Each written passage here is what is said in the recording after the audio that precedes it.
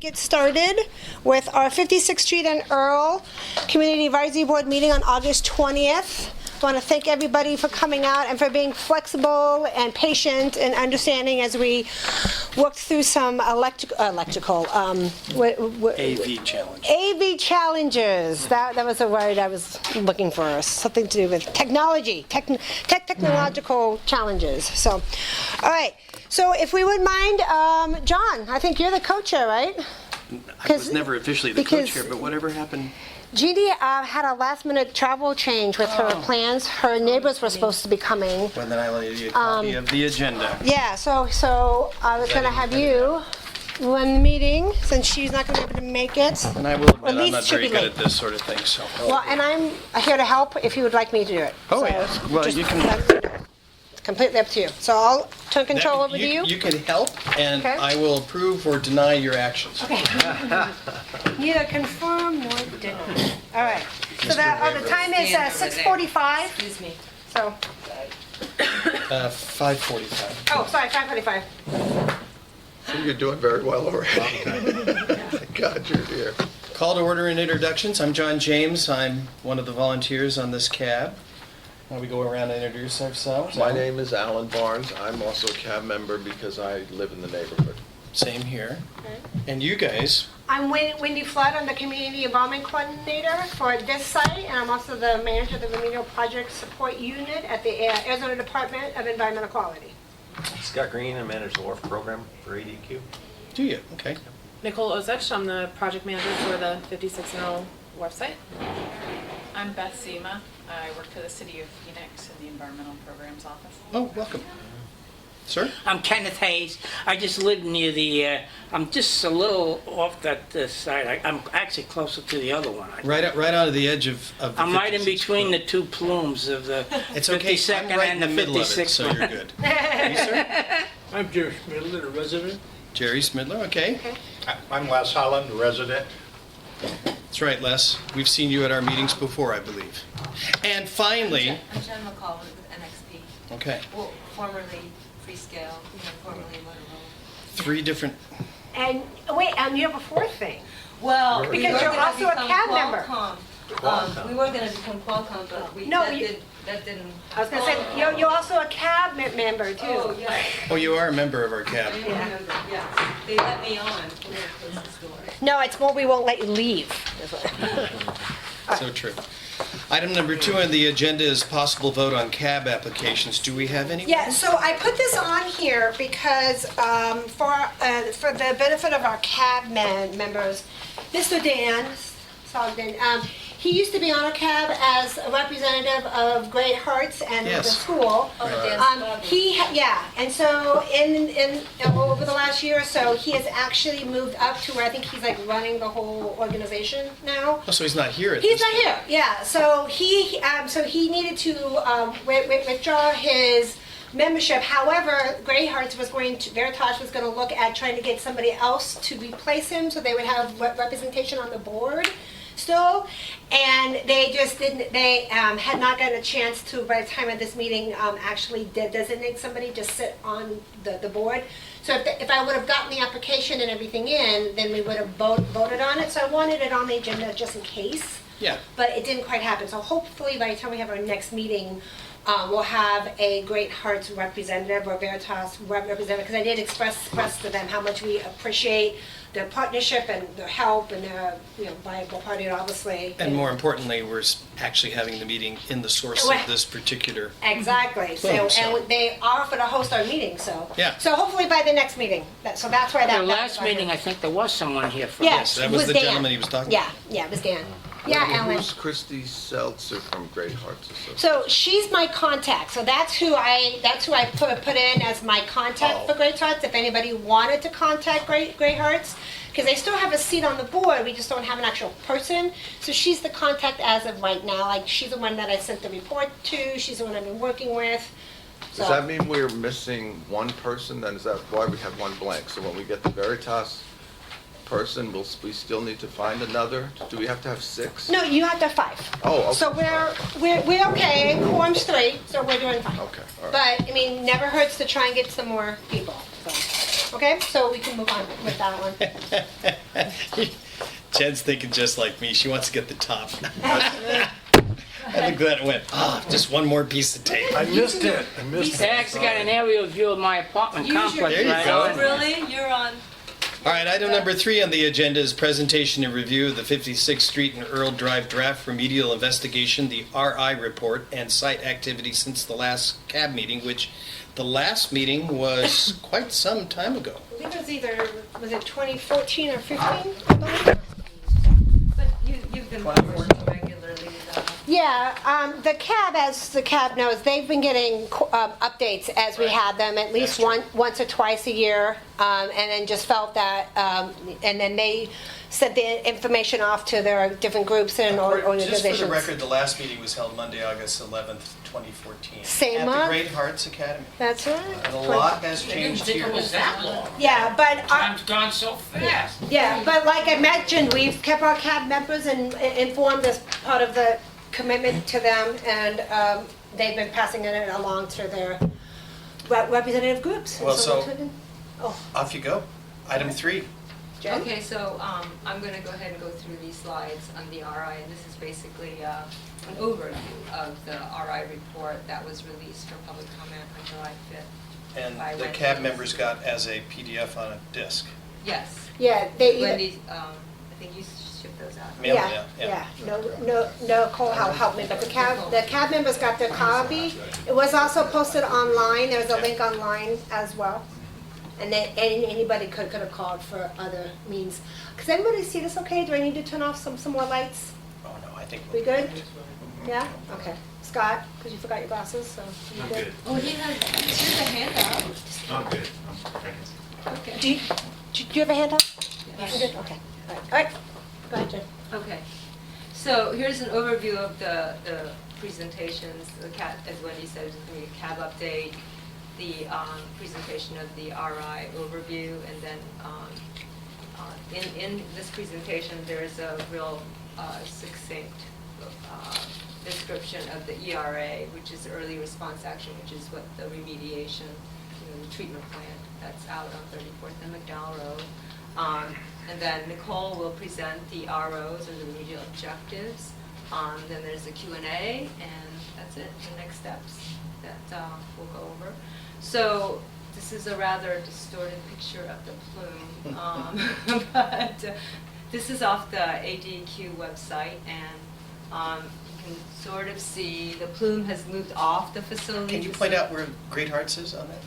Well, it is, it should be like right up Yeah. here. Right. Yeah. It's about a mile and a half, probably about southwest of the facility that we're at right now. So, whoops, okay. Can you see if I stand here? Oh, yeah, you're Okay, fine. okay. Okay, so the plume is now off the facility, and it's changed shape somewhat, and later on in the presentation you'll see the progression over some years, so you'll see how it's changed. Next, yeah. So the CAB update is next. So there's a lot of activities that's happened since our last meeting. In 2015, we had to amend the existing consent order so that the first consent order was to design and build the treatment system. It only went to the end of the startup, or actually the testing of the plant. So then we had to amend it to include the operation and maintenance of the plant, and we've been doing that all along. But actually, it was signed in May of 2015. And then the first version of this big report went to DEQ also in 2015. And at that time, there were some, ADQ asked us to put in a couple more wells, so to delineate the toe of the plume, the front end of the plume. And those were put in July of 2016. I'm sorry, the work plan was handed in July 2016. We actually put the wells, was approved in 2016, then we installed the wells in the following year. We started actually in November of 2016. So it's a pretty quick progression once we got the work plan in, and the approval was very quick. So then we merged. We were Freescale up to this point, and then we merged with a Dutch semiconductor company named NXP Semiconductors NV, and it became effective November 6th of 2016. So now our name is now, as you can see from our logo, is 2016, but we're still the same group of people, the same doing the work. So nothing's really changed. Same responsible party. Right. Yes, same So response. they're taking it out of the wells and sending it all to that treatment facility, though, I guess? Yes. And then putting it in the Yeah, canal. she will get into how it all works in a couple slides, okay? Yeah, there's some nice graphics on that. Okay, so there were 2 more revisions to this report in June 2017 and May 2018, and then finally, at the end of that period of time, it was identified that there's a data gap that we needed to fill, and that was to do a vapor intrusion investigation. So then, of course, we had to submit a work plan. We went through a couple of iterations with ADQ negotiating, looking at the scope and what area we would need to study the vapor intrusion, possible vapor intrusion impact. And finally, it was approved. It was approved this year in July of 2018. We're about to actually start work on that pretty soon. Probably in the next week or so, we're going to be going to the residences around this facility to get permission to take samples of their indoor air and also their subslab samples, and it's going to be very limited, and that's based on some soil gas work that I'll talk about later. So we've operated the early response action. The treatment plan is called the early response action, the remediation that we're doing.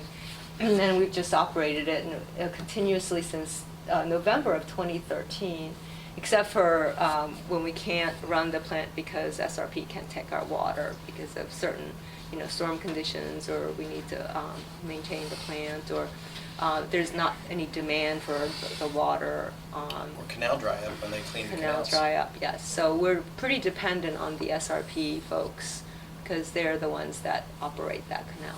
How lengthy are your low flow periods there? Well, it depends. About sometimes we shut down usually around December, February to maybe February, March timeframe. It all depends on when SRP says we can turn it back on.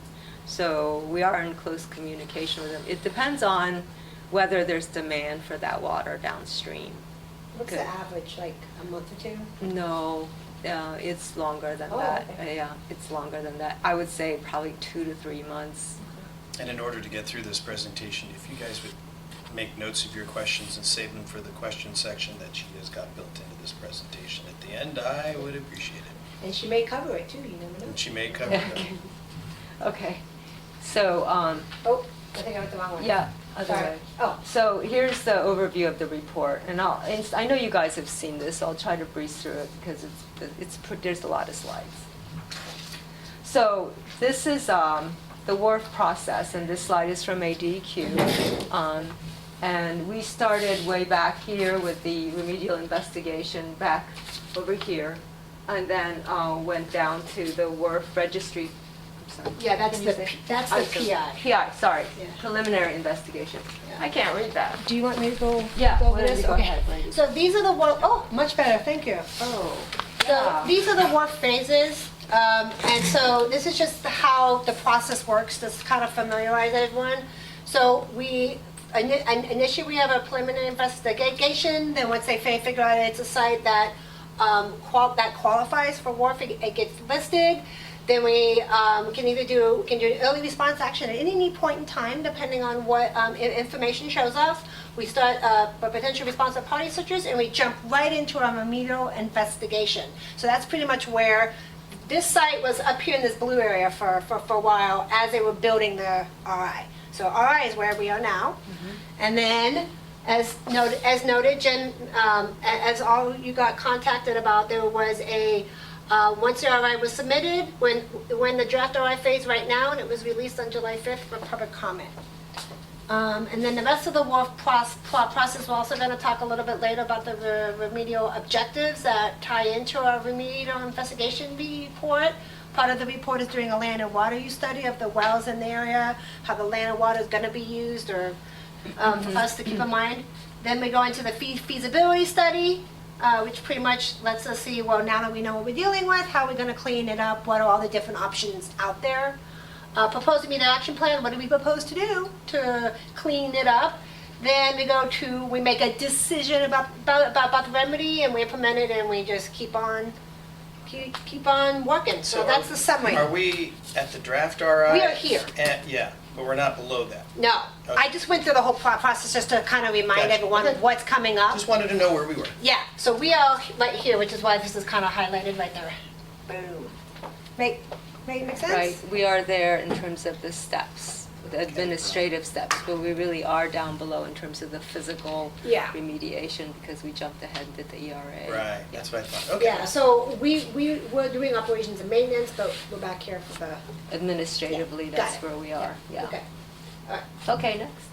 So, the purpose of the RI here is to characterize the site hydrogeologically, delineate, how far the contamination is, how deep it is, where it is, and evaluate it basically for the sources and exposure to hazardous substances of the entire area that the contamination resides.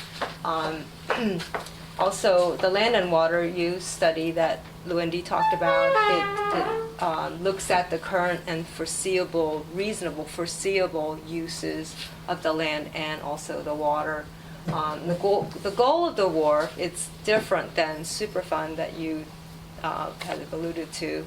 It's really to look at to protect and preserve against the loss of existing resources, basically, land and water use, and to replace it or provide for substitute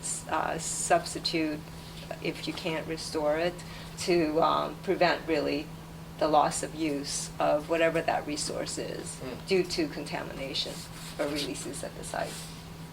It's a little different than Superfund, which is, everybody thinks that's the goal, to clean They're up. both caused by Motorola plants, I guess, but this is a different Motorola plant. Yeah, this plant actually came first. This is the oldest plant that Motorola, we opened it up as apparently in the 50s as a R&D facility and to do some very initial pilot testing and limited manufacturing here. So. So here's a historical overview. 1950, they started R&D, very small scale. It's a very small plant, so you can't really do heavy, big scale manufacturing here, or didn't. They always did very small scale development and pilot type of manufacturing and testing. So the operations were discontinued in '82, and it became an office area, totally office area, and actually the sector group stayed here, and as well as a lot of offices were housed here. And then it was the initiation. What happened was, we started studying the Motorola 52nd Street, and they started to go study all the other sites, and they found some contamination here in 1984. So this site has been studied since 1984 and remediated in different parts since 1984-85 timeframe. It's just been going on for a very long time. The facility was closed and sold in 2005, and then it was sold subsequently twice more, and the school picked it up, and in 2011 they started developing into a school, is what you see today. So the surrounding areas you can see is, as you know, many of you know, it's very highly urbanized. It's residential, commercial, schools, retail, office space. There's just not a whole lot of empty land here. And the site was placed in 2004 on the WQARF registry. So. What happened? They never rebuilt that Savers store, and they tore it down because the roof was weak, and now it's just an empty lot. They never rebuilt the Savers on 56th Street and Oh, Thomas. oh, I didn't know It's been that. a blind lot now for Really? a couple of years. They were supposed to rebuild it in 6 months. Something went wrong. Now I see they got assigned commercial properties or something. It Yeah. looks like they never intend to put another Savers there now. Probably not, probably outpriced them. Yeah. The real estate around here is pretty expensive, I think. So some of the work that we've done here is to look at the soil gas, and the groundwater over time since 1984, 85 timeframe. There's been just a lot of accumulation of reports, data, knowledge, so we know a whole lot about the site. On-site investigations to look at the sources, the potential sources where the releases occurred, have been addressed, and so this site has been actually cleaned up. There isn't any soil gas, or groundwater contamination at this property. As you saw, the plume has now moved off of this facility. So this facility has been restored. As you can tell.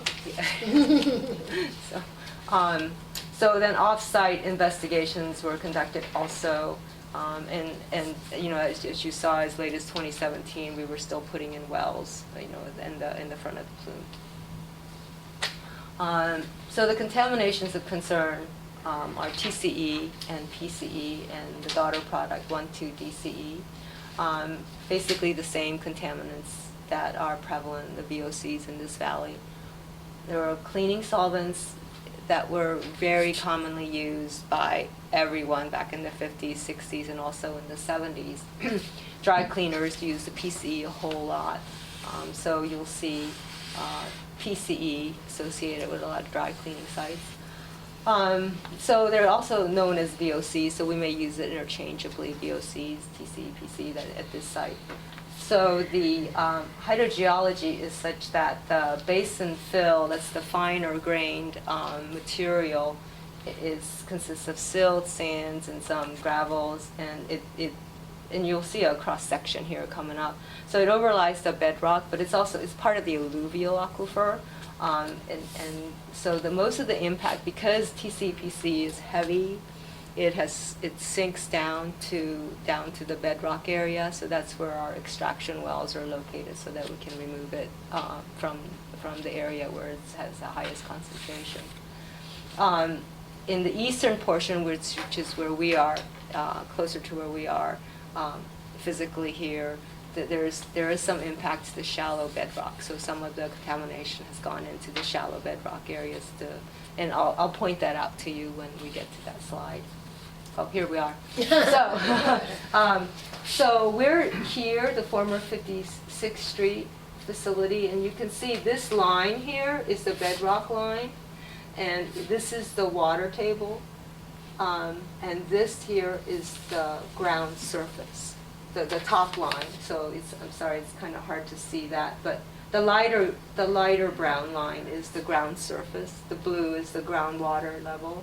And then the heavier brown color here, that's the bedrock. It undulates as it goes. And this is going from east to actually northeast to southwest.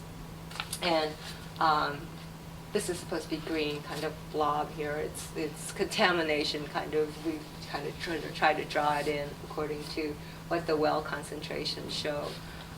So up here, there is some impact to shallow bedrock. As you can see, some of the contamination has gone into the bedrock, but for the most part, the contamination kind of sits between the bedrock and the base, and in the alluvium in the basin fill area, pretty down deep into the, if you look at it cross-section wise. How deep is that about?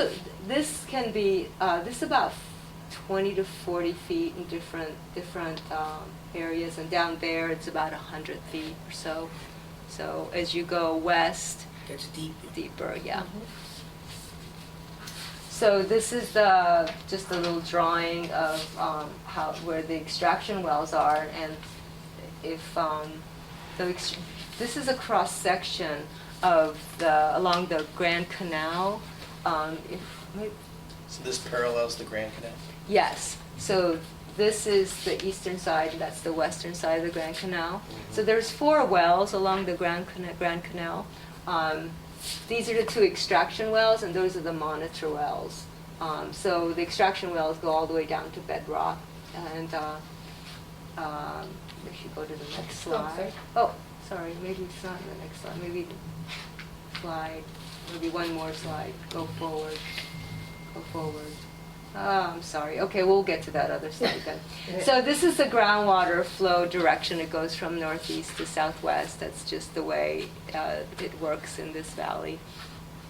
And that's where the Motorola facility is, or the former Motorola facility. And these lines are the groundwater levels, or contours. So like, for instance, this says 1170. That's the level where you hit groundwater from, that's average mean sea level, above, is it average mean sea level? Yeah. So it goes down to here where we have the extraction wells, and we've shown that that's the direction of the flow, and the contamination is being captured down here. So this is over the years what the plume looked like. So here's the facility back in 1991, and this, oops, I don't want to rip that. That'd be a disaster. And as you can see, the concentration here is, we've drawn a circle, that's at 100 micrograms per liter. It's a much tighter footprint. And then if we go to the next one, you can see it progressing. This is 1996. So the concentration here is at 1,000. I think that other one was 1,000, wasn't it? Not 100. Sorry.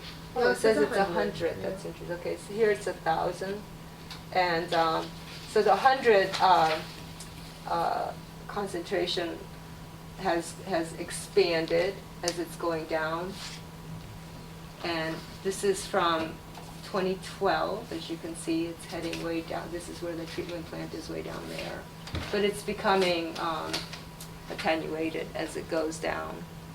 So the Which means concentration getting lower.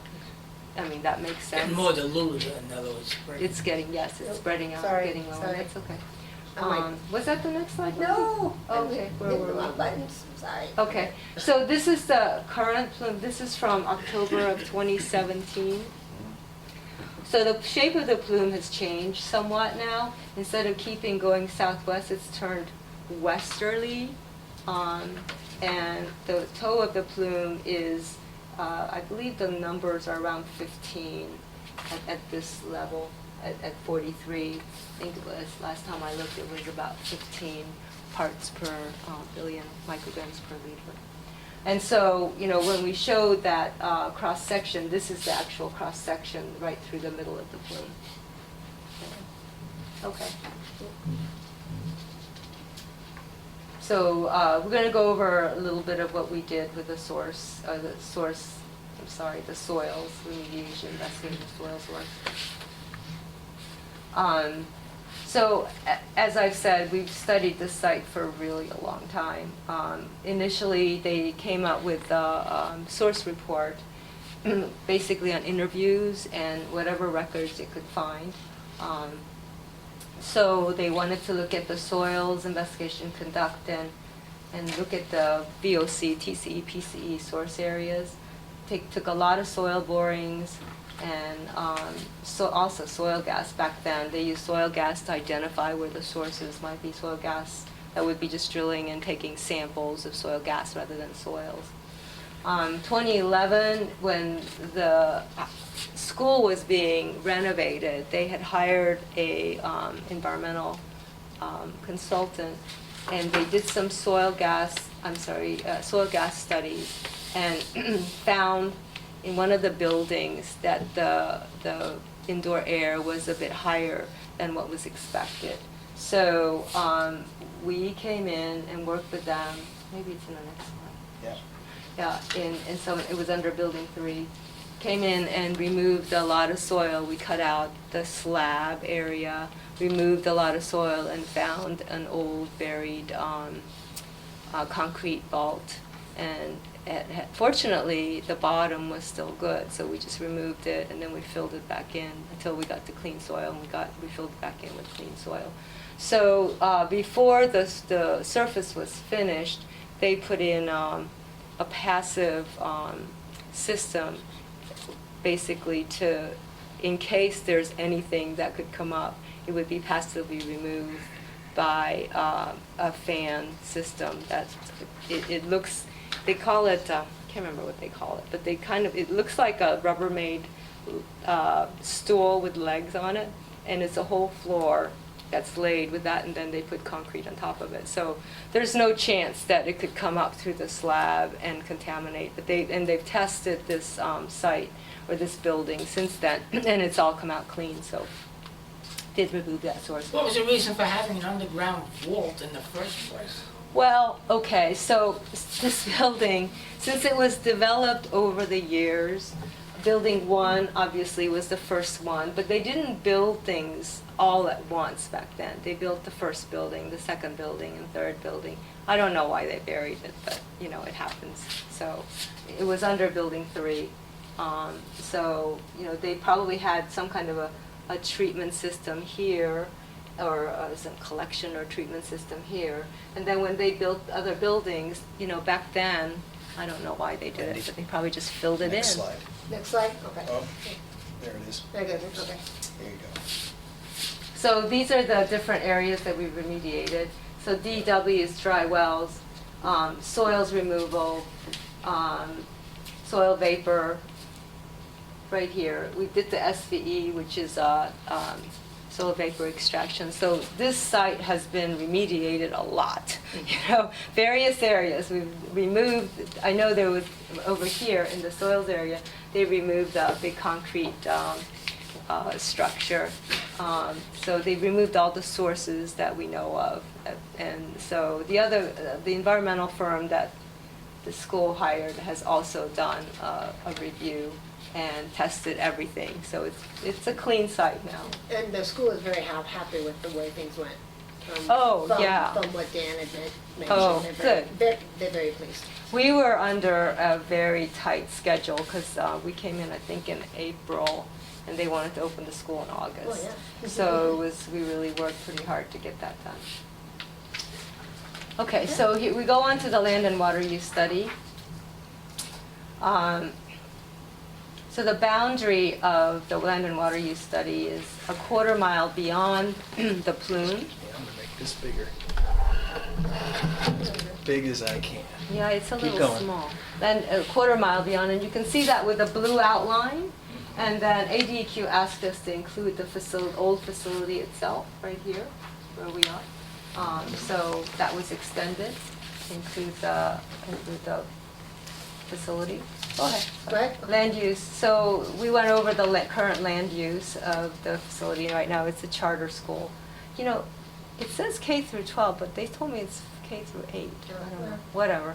And then so currently the city of Phoenix, we went over the industrial use. It's a mix of a lot of different uses right now. And then the surface water is used by SRP. And the two canals, the Crosscut Canal and the Grand Canal, the canals are now concrete lined. I think at one time they were not. That is correct. Right. Yeah. At least the old Crosscut wasn't, I think, yeah.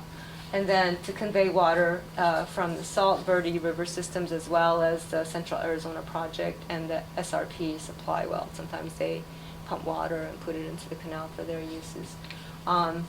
Current use of those canals are for agricultural and irrigation, urban and agricultural irrigation purposes, and also groundwater recharge. At some point, SRP indicated to ADQ that potential use of the surface water may be used for municipal supply. So the groundwater use in the city of Phoenix and SRP, they have the right to pump the groundwater in this area. And the city, they don't have any wells that they use, or they don't pump the water from this area, and they don't have the wells, but SRP does. They mostly use it for irrigation supply, as we went over. But none of the SRP wells are impacted by the contamination at this point. They'll continue to use its wells, and perhaps we'll use it for municipal supply from the Grand Canal. So early response action was put in place, which is the treatment plant, to protect the SRP supply wells. There's one east of where the treatment plant is, and we were trying to protect that supply well to get the ERA in place. It's one of the reasons why we did that. Did the treatment plant before we did the whole RI process, RO. There's no private water supply wells have been identified in the land and water use study. There's some wells that were identified. None are used as drinking water supply, and 4 of the 6 exempt wells are no longer in use. So, and 2 of those may be used for flood irrigation. So we're going to talk a little bit about the exposure pathway. We alluded to the BI study before. So in order for, there has to be a pathway for exposure in order for there's to be a risk situation. So all of the pathways are incomplete. So these are the things that must exist for the pathway to be complete, meaning there's got to be a source there, and in order for me to be exposed to that source, that's what talking about when they talk about a completed pathway. So the source contamination must exist, and there must be a mechanism to release that contamination to the environment. Presence of impacted media in the environment, pathway to contaminant to migrate to the exposure point, and a receptor to the contaminant. Does that make sense? Does everybody understand that? Impacted media? Presence of Like a soil, would be impacted Oh, media, okay. or air or water. Okay, media Oh, okay. is, soil, water, air, yeah. I think this is right out of the regulations. That's why it's so kind of twisted. Okay. In the soils, there's no exposure pathway to the surface or subsurface soils because it's basically been cleaned up, or some other engineering controls. There's no known. Sorry, that's okay. That's all right. Oh, there we go. There's nothing off-site in terms of subsurface soils off-site. Therefore, there's no exposure pathway through the soils. Soil gas to indoor air. The soil gas pathway for the charter school, which I talked about the soil removal in 2011. So there was a pathway from the soil gas that was tested in Building 3. But because we've removed the soil and we've installed, or actually the school installed this passive layer, it's called, and I don't remember the name of the flooring, but they put in this sub-slab venting system. So that prevents exposure coming through the building, exposing anybody. Doesn't that maybe put it into the air though if they exhaust it out the fan? Yeah, but it's so minute. But really, the soil is tested clean, so there shouldn't be anything coming off. That's really a preventive measure in case there might be something ever in the future. But it's been tested several times by the school, and no detections have been measured. Okay, so from the 2011 soil gas investigation, they didn't just do the site, they did some perimeter areas off the property. And so we've identified, AGQ, we've identified that there could be a potential pathway to some of the buildings surrounding the facility. So we are going to study what we call potential for vapor intrusion. Groundwater, there's no supply wells. that's been impacted, so there's no completed exposure again. Surface water, it's currently not impacted, that's the water in the Grand Canal. And then the ERA, as we talked about, was to implement, to protect that SRP well. So the early response action, I think this is where we get to see the fun cartoon. Right, yeah, right.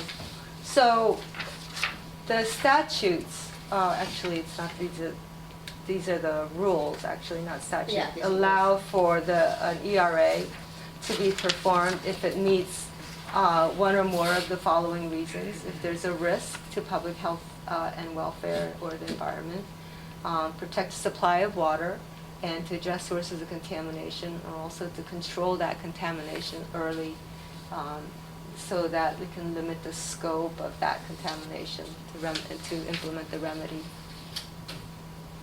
So we built it and started operating it in November 2013, and the objectives of the ERA to protect that SRP well and to control that contamination, and to reduce the footprint as much as possible. So here's the fun cartoon here of the treatment system. So there are 2 extraction wells along the canal, Grand Canal, and that's shown here. And it's pumped to 2 carbon vessels. They're liquid granular activated Filters? carbon vessels, right? Right. Yeah, there is a pre-filter too, but it's very simplified, and then it gets discharged to the Grand Canal. And we have permits through ADQ for the discharge. We So have. it's supposed to be in pretty good shape, I guess, by the time they put it in the canal. It's actually, it meets drinking water quality for VOC. That's what they said for the other one, too. It's true. And to answer your question, it says here that there's no odor, no dust, no gas used, operated, it's silent, no vibrations, no smoke, so that answers your other question too, so.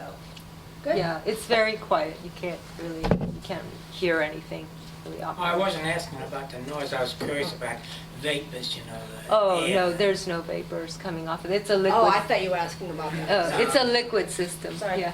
Okay. So here's the treatment system right here. These are the 2 extraction wells, and these are the 2 monitoring wells along the Grand Canal. Overview of the footprint of the treatment plant. So that little box down there? Right down here, yeah. Yeah, there's and looking. That's a very small treatment facility compared to the one on Van Buren and 20th for the other site. That's much Yeah. bigger, they got a lot of those things. You're right, yeah. And so this is a cumulative volume of water treated, and this is in millions of gallons. So this is just for the first half of this year, that's why it looks so small. But as you can see a definite trend. The water level, the amount of water that we're able to extract out of the ground is decreasing, and we're seeing that trend everywhere because we're in a prolonged drought. But that's, and again, this is the pounds of VOCs extracted, and that includes TCE and PCE, basically. So the green graph is the cumulative or the running Cumulative. total. Right, and the these are blue- by the, oh, not that one, the other. Yeah. yeah, And the light blue is what's being extracted on an annual basis. per year, right, and this is half a year right And- here. And that system has been running since 2013? Mhm. Good, okay. So it's showing that you're getting more, actually there's less Cumulative. coming out. Yeah, because this- there's less right. water being pumped, yeah. Okay. So it's been running about 4 or 5 years now already. Yeah, surprising. So these are the concentrations from those 2 Sentinel monitor wells on either side of the extraction wells. And DM 37 and 38. 37 is the one on the west side, 38 is one on the east side. And looking at, what are we looking at here? TCE, just the TCE concentration. So the important thing is there is a downward trend. I don't know, I would say that's it's kind of bumping along, you know. But what I do know is that the incoming concentration at the treatment plant has been going down. When we first started, it was about 35, and now it's running in the low 20s. So, up to the next steps. So we're going to continue to, we'll start the vapor intrusion study per the work plan that ADQ approved. We will be going door to door in some of the houses to see if we can get permission to sample their houses. And then we'll do 2 rounds of sampling wherever we can get in. We'll do sampling during the warm weather and during cool weather. We're hoping to get in by the cool weather this time, and then we'll go into next year. The initial results will be evaluated to see if we need to expand the study any, and this is actually part of the feasibility study that we'll be doing for this site. So, Wendy, do you want to go through this? Yeah. So that's a summary of the remedial investigation report, as well as just work that's been going on since our last CAB meeting. So I'll turn it over to John, if you want to see if your CAB members have any comments or questions that they want to bring up. Item 4 says CAB and public comments on the draft version of the remedial interaction report. Ladies and gentlemen, this is your chance to make any comments. I was just wondering, are they gonna be doing gas, vapor stuff all along this thing or nearer to it? Because I live like right in that area. Well, actually, we're going to be doing it up here. Near to where it went in, where it was strong. Yes. Now, this is a different area. That's part of the OU2 area, Motorola 52nd Street OU2 area. No, If you talk to me after the meeting. But this is all for this site, the Yeah. 56. Yeah. And I'm like right down there, just slightly below. We will not be doing They don't think they vapor need to worry intrusion. about vapor down there. No, it's pretty dilute. It's very, More very low. up near, Yes. they figure it's still stronger. Way up here, yeah. not down. Oh, I was Okay. just curious. So- Thank you. Okay. Yeah, so if there's any other comments, this is the time for comment. If you want your comment on the record, so to speak, to get a written response, then just let us know your name and affiliation, and then it'll be submitted with a remedial investigation part of the responsive summary. Well, that's where you will get your answer. If it's just a comment or a question and you want your answer tonight, it's not gonna go in the actual report, we can do that as well. So you just kind of need to let us know the contents of your comment officially. I have a comment. So I just wanted to know, we got 2 options, so now it's open to you. I've read the whole report that was provided to me on a PDF. Wow. Very exciting. It's actually a very good historical document. It shows in detail the work and effort that's been done once the problem was discovered. I happen to have a home on West Virginia and 46th Street, so I'm right in the middle of the plume itself and have been since its discovery. I'm very pleased with the report, and more importantly, I'm pleased to see that efforts are being made to extract the pollutant. But the big thing for me is we were lucky. The conditions under this facility managed to protect the community above because of the nature of the chemical and how it's been operational, and the fact that we're able to kind of corral it and grab it and take it away from the site. My only question is this: how long will this activity at the canal continue? At what point would be deemed time to stop that operation? And I would assume that would be when all the pollutant has been removed and that plant can't extract anymore. Any idea on how long we will be operating it? You could continue operating it until it's way below what the current standards for drinking water. And how does the Well, drought no, affect Joe, this? See, If there's hold on. there's no water Whoa, whoa. left to take out. Hold on. I'm having my question answered, please. Go ahead. Well, we will stop operating it when the remedial objectives have been met, which Nicole will be talking about. Okay, good. All right. And the conditions do change. The drought conditions change what we're able to do or not able to do. So we will continue to work and see what works. And if things don't work, we'll have to reevaluate at that time. Well, I appreciate NXP Freescale Motorola's. Yeah, what happens when the drought, there's no water left to extract, but the pollutants are maybe still there, the water eventually comes back. We'll have to evaluate it at that time. I mean, that is a concern. You're absolutely right. Okay, are there any other comments about this presentation? All right, I do have a question. good. I'm Jim Slivin, and I see in your report you referred to the wells 43 and 44, but I don't see them located on the map. Oh, sorry, yes, it's actually, You want me to go back to the map? you know, yeah, it's probably not on there. Maybe it's on the Okay. plume map. No, I don't see it at all. It's pretty tiny. Go back to that one. So 43 is this one and 44 is this one. Or maybe it's, I can't quite. That's Yeah, way this is down 43 to my and that's area. 44. It's hard to see it.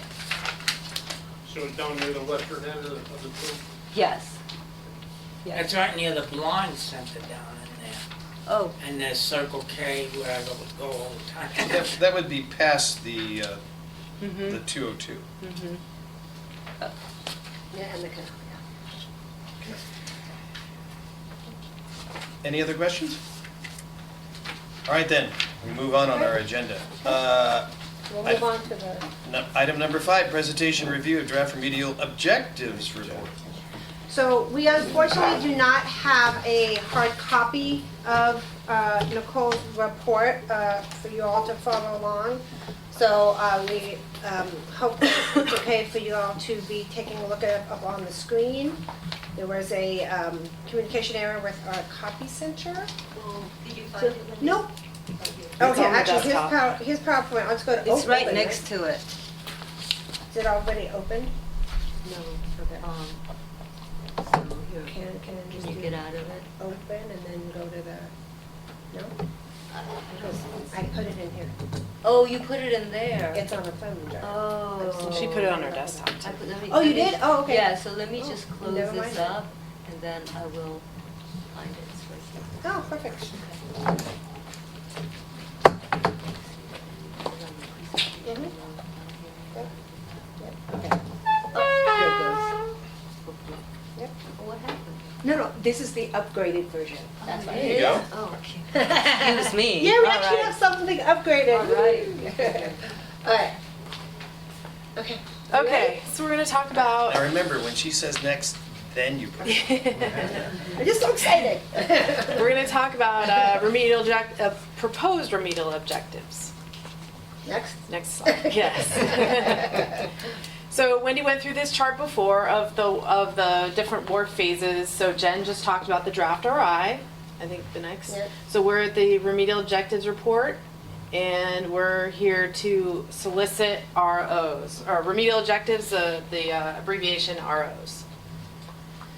So what is a remedial objective? Arizona Administrative Code, which is the rules for the WQARF program.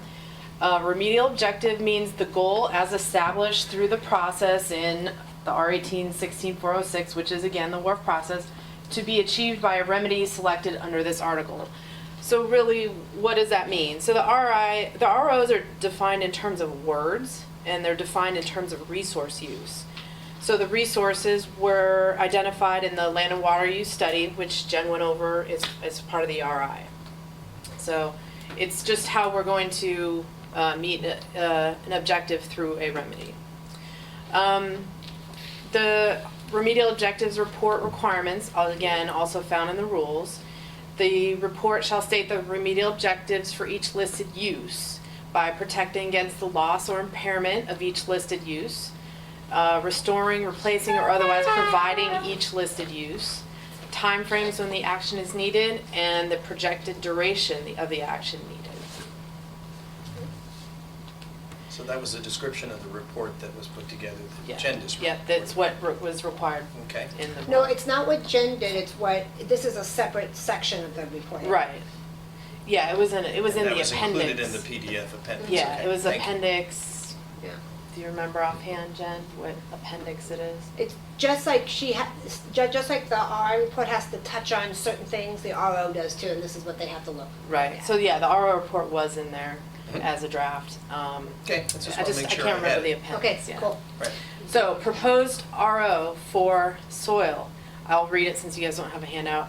Remedial actions for soil at the facility have restored conditions to below soil remediation level standards specified in Arizona Administrative Code R18-7201 that are applicable to the hazardous substances identified. Therefore, no ROs for soil are necessary for the site. as Jen went through, you know, the source, the soil has been cleaned, so we don't need a remedial objective for soil. Again, proposed. Proposed RO for groundwater, to restore, replace, or otherwise provide for water for the designated use, lost or impaired by contamination associated with the 56th Street and Earl Drive wharf site. This action will be needed as long as the need for the water exists, the resource remains available, and the contamination associated with the 56th Street and Earl Drive wharf site prohibits or limits the use of groundwater. So due to the contamination at the site, the water's been impaired, and so the restoration is currently underway via the pump and treat ERA, which Jen had gone through. And it takes years, I guess. It's a slow process. Okay, so the proposed RO for surface water. Current surface water use within the site via the Grand Canal is for irrigation and groundwater recharge uses, comes primarily from upgrading at surface water sources, occasionally supplemented by water from groundwater wells. SRP's reasonable foreseeable plans are to provide the canal water as a raw water supply for treatment for drinking water supply purposes. Currently, the surface water meets the standards for its intended use, therefore no ROs for the surface water are necessary. So the next step in the process is, these are proposed ROs that we wanted to give you all as examples of kind of what we're thinking, what have been used in the past. This is kind of like your springboard in a sense, to hopefully kind of get your mind thinking about what you would want us to solicit as a remedial objective. So we've just gone through three, pretty much with the soil, the water, and the surface water. So per the agenda, where we are now is the actual solicitation of remedial objectives. Item 6. So Item that's, 6. you're done with your presentation. Yeah. Pretty much. Yeah. Yeah. And so we're soliciting remedial objectives right now from the CAB first, and then once John has determined the CAB, then from the public. And then, like I said, these are like a springboard to kind of help maybe get your mind around what would be a good objective. So we can scroll through them if needed to kind of remind you on, we're looking for soil, surface water, and groundwater. And this is what we're thinking and proposing, but it's, you know, we want to solicit you all now. So John, I'll turn it back over to you. And I can go back to any of them that you want to kind of take a look at. I have no comment. Alan? So the one where the media is not impacted, like the soil and the ground, no, the surface Surface. water. So then there are none required. But the groundwater does have impact, and there are plans to, and we are doing something. Right, about it. yeah. We already are, So it's yes. it's to restore the water, Okay, which so is that's- currently that already sounds being to done me by the that's fine. ERA. Jen? As a CAB member? Okay. Looks fine. Okay. Well, I mean, okay, now I do have a comment. It's obvious that where the source of the challenge of the problem is in our groundwater, surface and so forth. We've already done extensive studies to make sure that there isn't a source of risk at those areas. And we already have a system in place that is capturing and hopefully redoing our water in such a way where it's in a proper use in the canal for irrigation purposes. And more importantly, that's protecting the SRP wells, which they do use for drinking water, but they are currently not using them, as far as I know. So it seems to me what you're proposing here is pretty much on the mark. Any comments from you, gentlemen? Or lady. Or lady. Or lady. The public? Well, we gotta be, I guess, a little concerned, you know, they're concerned about the drought and all, and the water levels, the regular water levels that they do use for drinking, I guess, going down in the reservoirs. Are they thinking about maybe eventually using those SRP wells for, then they gotta be more picky that they, you know, that they're not contaminated. They think of maybe actually using those wells for drinking water. Well, the water going into the Grand Canal at 32nd Street and 34th and McDowell. 34th and McDowell, you know, it progresses on into the system, but I don't believe that water is extracted for used for drinking. It's used mostly for irrigation. But they're talking even about the SRP wells, that the water, they're concerned, they don't want them to get contaminated. Right, Sure. Because and they so, might have to use them in the future if the water, if we're getting into serious trouble with right, the and water. so, and we kind of, and our example proposed kind of takes that into account, that surface what, huh? For the surface. Yeah, for the surface water? Well, the Like, what we are groundwater giving. too, if the SRP is Right, but thinking S- of using those wells for drinking. Right, but for us meaning 56 Earll, our surface water cleanup objective is to get it to SRP at the surface water level. What they decide to do with it after that, drinking water, more irrigation, that's kind of on them for That's a their separate use. issue. Right. Yeah, but the designated needed use for what we have for it is to get into their system is for the surface water. So if they do decide to do that, then they'll have their own testing and procedures. Can we see the groundwater procedures and one stuff. again? Sure, sure. Well, But I mean, hopefully they that's won't a valid start- point, Hopefully they because- won't start using that groundwater until they make sure that it hasn't been Right, contaminated. yeah, You don't know, SRP they get does a lot of their concerned own more and more testing with too. this bad drought, you know, that you're reading all these things about Well, the the key drought. thing I read here is the resource remains available and the contamination associated with this WQARF site prohibits or limits the use of the groundwater. But from what Jen indicated, the cleanliness of the water is exceptional when it's released. For VOCs, we only treat for VOCs. Right. So pretty much while the contamination is there and it prohibits or it limits the use, then our objective is to make sure that it gets restored, replaced, otherwise we provide for some kind of water, or if anything gets lost or impaired associated with our site. So our objective is to make sure and take care of basically what we decided is, you kind of read it backwards and it makes a little bit more sense. As long as it's impaired, we will make sure it's restored, replaced, or otherwise used for whatever use. For whatever use It needs to be done. Right, yeah, so if City of Phoenix or. Well, you we're know, using a City- natural process to actually capture Mhm. the chemicals.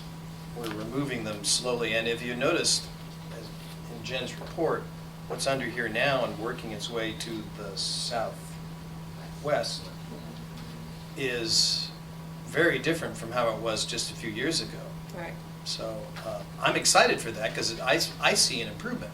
curve. absolutely. Yeah. Yeah, and it's gonna be there as long as we need the water, and we're gonna Right, need it. exactly. So. Any other public comments? I do have one question. I was just wondering, in the groundwater use section, it said there were 2 of 6 non-exempt wells that were used for flood irrigation. Are there any concerns related to that? Is this are you soliciting a remedial objective, or is this a comment on the proposed remedial objectives? Well, I guess it's just It's an RO. It's an RI question?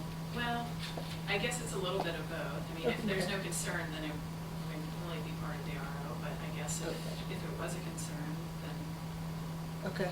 wouldn't it be part of the Do you guys want- considerations for the RO? Okay. Can you repeat the, In the, Which, so in the RI presentation. right, It said that 2 of the 6 wells may be used for flood irrigation. There were 6. within the land and water There were, use yeah, area? there were 6 exempt wells identified, none are used as a drinking water supply, so that's not a concern. 4 are no longer in use, but 2 may be used for flood irrigation. But I don't know where that is in the plan, maybe the concentrations are low enough, that's not really a concern. I don't understand how this flood irrigation, with floods, you got more irrigation than you want. Why would you want more irrigation? Because if it's a flood, you already got more irrigation than you. Right. Well, let's supposed to have. address her Yeah. question first, please. So I'm my sorry. question for you is would you like that answered tonight, or do you want that submitted as a comment to make sure it's addressed in the report? It's kind of my question for It you. doesn't sound like there's an answer tonight, so. Oh. Yeah, I don't recall where those wells are off the top of my head, I'm sorry, so. Okay. So are you referring So- to the wells that are past the remediation site and on the other side of the 202 I that don't were know referred to where. in Jen's Well, report? yeah, she's talking about just within the land and water use area, there was Okay. 2 that may be used, so, and off the top of our heads, we don't remember where those wells are, so, yeah, we may have to, Outside of, if we look at, Yeah. you know, Right, yeah, they very well could be, so. So what we can do then is, if you would like, Okay. Liz, is you can either, I was gonna tell you, we have comment forms, because the next step is to now actually comment on the proposed remedial objectives, because what you see tonight is, hearing that we don't have anything else to solicit any further comments. This is what ADQ is proposing. So if you have comments, you can do two ways. One, we can repeat what you said and put it into the record verbally. I did read comment forms. If anybody wants to collect their thoughts from everything that they heard and write something down, they can turn it into us or mail it. Or, as this says next, you do have until September 4th if you would rather come back later and email or mail. So what we can do tonight is we can just basically repeat what you said, so it's on the record, and then it'll be in the responsive summary. And if you want to follow up with more written comments about it or something else, that's fine too. Yeah, we Does- I could probably look at the RI. Well, there's nothing wrong with Okay. filling out one of those. Yeah. Yeah, I mean, question. you think can that's a always good idea. email me. Okay. And Yeah, and 'Cause- just let Till them know September if 4th. but it just has to be clear, is it a comment to be in the responsive summary, or you're just it's a question to help you maybe get your comment? Right. So just let her know, but yeah, So- we can Okay. figure it out. So if we've moved to item 7 on Yeah. the agenda, then it Yeah. is public comment on remedial objectives report. So Yeah. it's open conversation. Yeah, they kind of go together, but we have to specify that they are two Individual. separate entities, but they do roll into each other. So yeah, so now we are on item 7. Right, so like Wendy said, you can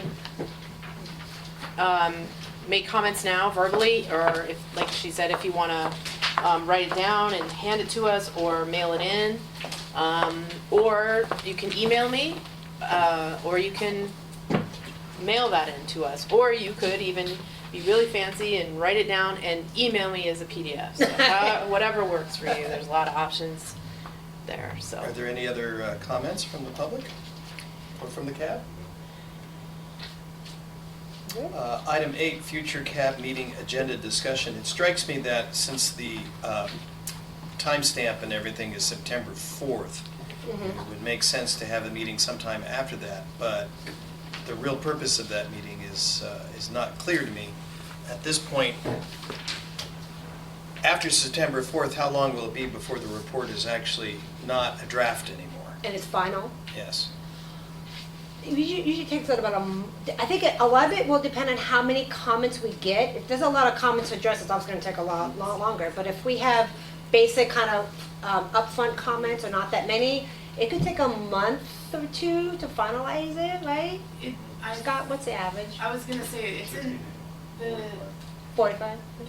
there's actually a schedule as part of the consent order for Oh, that. okay. And I can't remember now if it's 30 or 60, but one of those. At the was most, like- 60. Yeah, at the most 60 that it will be final, and Yeah. then you have the notice of availability of the final. Yeah, so So the ultimate- cab, oh, go ahead. So ultimately, the eventual goal is to have a final version of this report that is put to the public record and is accessible through the website and or for printing or what have you, Mhm. as a way of basically reporting the efforts that have been put forth in protecting us from the plume. Right, and you do get, there is a required notification when the report is final. It'll go out to the website, it'll go to the mailing list, it'll go to the cab, it'll go in the paper, all the Just like- normal, right. exactly. Okay. All the normal processes whenever you do any kind of notification. And then also, and then that would move us into, we also generally around that timeframe notice the work plan for our feasibility study. And those are, it's availability, so those will be available as well. So to address the other item on the agenda, future CAB meetings, Mhm. it strikes me that we haven't had one in 2 years because we didn't feel it was necessary until we got to the point where something had to be done. Right. Which, in this case, this was a pretty good meeting to have a review of the Yeah. report. Yeah, and it's also, since it was required as part of the process, it made sense to just kind of do it together and kind of combine it. So, and then with the soil gas work that you're going to be doing too, and you think you're going to do a round of sampling here pretty soon, would 6 months be, That'd be enough time to do would this? that be enough time, or no? Okay. February. So the way it goes is, once we get a number of participants, hopefully we'll get a number of participants. There's a lot of steps that need to go, access agreements in place. if we're lucky, we can get around in cool weather, and that runs like November to February, Okay. around the same thing then. And then we have to wait for warm weather again, and then do Yeah. another Oh, round. so So that you takes wanna wait a almost a whole year. year? Yeah, takes For- about a okay. year. Why couldn't we have an interim meeting with the cold weather? We could, we won't be finished with it, but we could have That's a interesting. study, but we could have. And then we could maybe give an update if the RA is final, go over the FS work plan, if it's ready. So, Wow, okay. that's right, hold you. I don't know, Okay. okay, we'll see. Depends on what kind of comments we get, how much we get on the RI. Okay.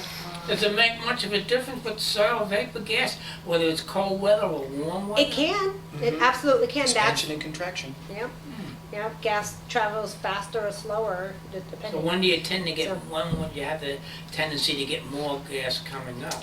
Warm or cold weather? I don't think, that's not a question for me, I don't know. What, There's, it seems, from the work that we've done at other sites, I can't really, there's not really a pattern. It varies. Identified, Okay.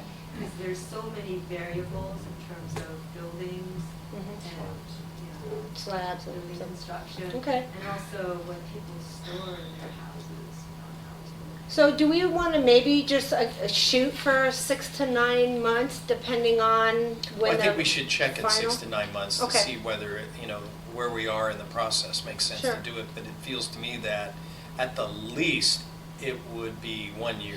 Oh, right. So So maybe worst we- case scenario, 1 year. Maybe we can try and stay on a yearly schedule, Yeah. because there'll be data from that plant and just. Well, and I'm gonna throw something out here. I've had a conversation with Jen. The agency is looking to accelerate things, and accelerate movement through the process, Mhm. so we can get to a record of decision quicker on the site. Mhm. We already have, at least we think, the remedy in place, the remedies in place. So there's a few data gaps that need to be filled. One of them is this vapor intrusion issue, if there even is an issue.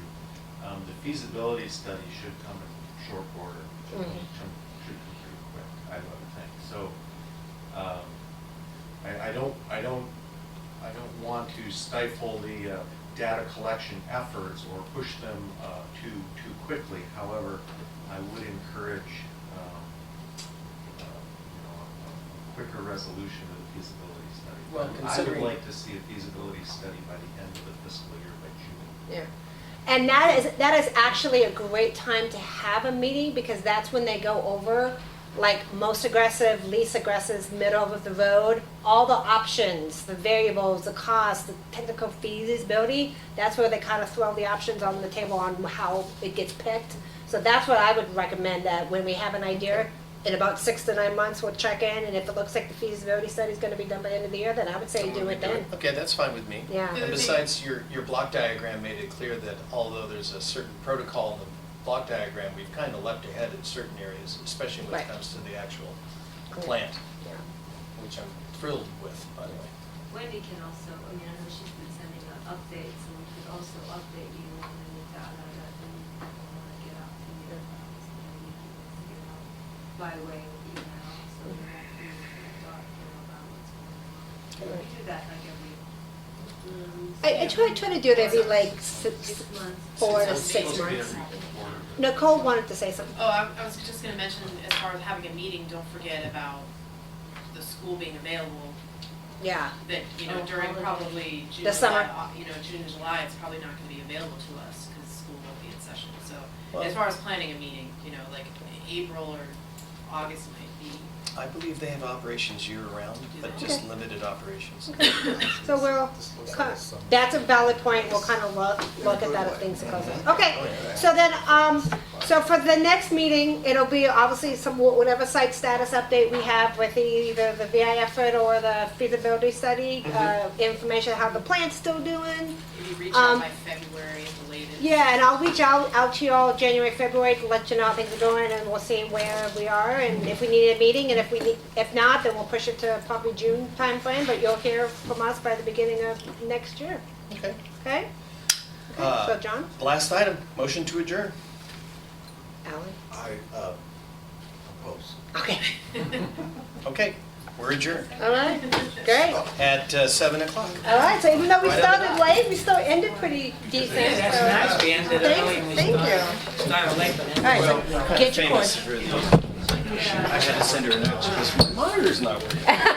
You're like, Don't well, from her machine. that's so funny. She's like, wait a minute, what? What happened? If I have any comments, we'll say the end. Well, I would suggest, you take along the comment part. Oh, Les is good about emailing too, so Yeah. either one is great. You never know, at the last minute, there might be a thought. This is how you go say, My last question is, and then they, because it's on. That's what I heard. I think that's a good idea. Are you gonna help me out Yes. get restored on the mailing list of that other site that actually goes underneath? This is what I want you to do, because it'll be easier because I'll be right in front of my computer. Can you call me or email me? Or you can't just write down? Because I don't have it in front of me. So if you can call or email me anytime, then I'll be right in front of my computer and I can give you the In name. that case, it'd be better for me to just. thank you for your email on it. Do you want me to call you? I don't have a phone and I'm having a lot of trouble now making phone calls with outside phones. Okay, well then how can I Even the get text? library's not getting, the library now that they reopened, it doesn't seem to be getting their Okay, so do you want me to just maybe mail you the contact info? Costco, probably. Just drop it in the mail and then you can do it that way? Oh, what I was I just hoping don't was have it that with you me. could just, I was hoping to say that you could just get me back on and tell them, that get me back on them. I don't know why I got Okay, off well, who are you here? Kenneth Hayes. Kenneth, okay. 2939 Kenneth, can you fill this out? And then I will email Rachel and the team in PA with all your info. If you just fill You this just tell out. them to get me back on that I I know, haven't but been I on the need your mail. address first. Oh, So give me your okay. name and your address. I, what, And oh, you got that- my name? No. No, I don't. Oh, my name's not on here? I know, that's what I'm saying. So if you add it on there, if that's the easiest thing, since you don't have a phone and stuff, I'll just email it, okay? And then I'll make sure I can read it. I don't read it. Just have my problem If too. I think he told me that. I think he told We me made that our they knew case. about it. Roosevelt, okay. If it comes back to us, Line, take What it is for that? granted. Number 50, Oh, here, my okay. apartment number. Okay. Oh, we gotta put Phoenix, Arizona. Yep, okay, what is your zip code? 85008. Okay. So Kenneth Hayes, Hayes? Okay, 2939 East Roosevelt, number 50, 85008. I'll take care of They them. just told me for some reason I got off I got on your mailing list, I got off their mailing list. All right, look, Which see, is I have a odd. note right there. Done. And thank you very much. You're welcome. I wonder what happened. 'Cause I'm, How old are your kids now? They just had birthdays. So my daughter is 11, and my son just turned 7. His last is 214. So he's talking all this speed. School started, and they're doing well. Good. So yeah, how was your family? How did it go for you? We're doing fine. The oldest just turned 50. Wow, that was a shock for you, huh? Yeah, yeah. Well, the shock was when my wife was teaching at Arcadia and she had kids of former students. Yeah. It's like, But yeah, Yeah. touch your boss. yeah, touch your mom. So keep working. My wife's on state retirement and we love it. She I'm working retired. for that. Yeah, she retired 6 years ago. We went in on a Tuesday and the first check hit the account the following Thursday, so like 10 days. And it's quite nice. Good. So she's very tight. Oh, yes, she reads 8 books a week, every week. I read 8 books in 8 years. That's my average. Yeah, I'm go reading ahead. Harry Potter right now. It's taking me here forever. you know. Yeah, those are big. It takes like a year to do one book. I just. Good for her. 7-Eleven, oh, you're in person, fun times ahead. Yes, I am, especially with the PT coming up. Oh, yes. Yes, yes. Good to see you, Les. Thanks for coming. Take care. I should, get, just like they changed this plume a little, Yep. and the map for the other plumes probably changed a little too. If anything, it's shrunk because they've been doing so much cleanup work. See, this one? You're right, it has changed, but it's actually gotten smaller. And so, I which mean, is but good the news. other plume, see, let me show you on here, it actually shows my building, Yeah? actually shows my building here with the, I don't know, we'll see. with those, I've been see those diagonal things? That's where I am, so this one's a little north, but the other plume, that goes right to the, right there, right on the back, behind the office. The other plume, actually on the property of it. I live in that building there. Hey, so meeting notifications, if we can't get here, are you still biking or do you have? No, actually, John's driving for Lyft now. Yeah, but somewhere like Gateway or the library, somewhere at least make it on the bus line. 'Cause that's good for public, right? It's gotta be constant. Well, I always keep you in mind, Thank you, so. good. I wanted to make sure.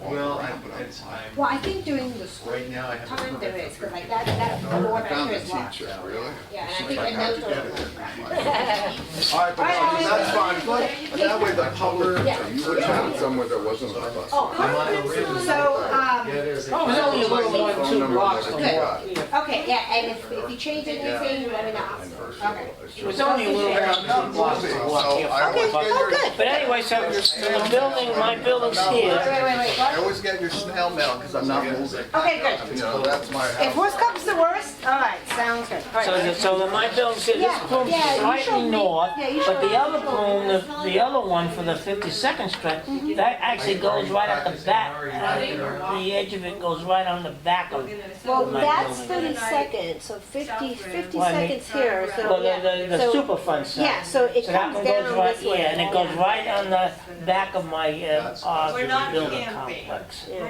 We are shallow. This one's slightly north, about a block north, Yeah, 'cause and it's then right the other here, one, and yeah. it starts kind of here and then it comes down, so you're probably like right on the edge, and I bet you And the now, edge of the other one Yeah. is right on the, But I actually bet- the back of my, property. but I bet you now, because Right, they've maybe done so shrunk. much cleanup, you're probably not in it. So it'd be nice to get a new map of that plume Yeah. too. Well, if you can ever get a chance to get on the website, there are new maps on there, or Oh, if you might know be. someone who does, they can print And maps if out not, for maybe you. they'll eventually send me one now that you Maybe, they just haven't had meetings in a while. Oh, they haven't had them either? Oh, they used to have a lot. This is only the second one I've done for this site, but I've done a lot of them for the others. Yeah, well, that was when ADQ was in charge, but now that EPA is in charge, they do webinars now, and they haven't had an in-person meeting in about 3 years. Oh, So you you've haven't gone missed a it. long while without a meeting. Oh, so maybe I'm not on the mailing list, but they're just not having meetings. Yeah, so it's not that you're not getting anything, they just haven't had anything in the mail. Oh, well, let them know just in case I go off. I will, thank you for coming.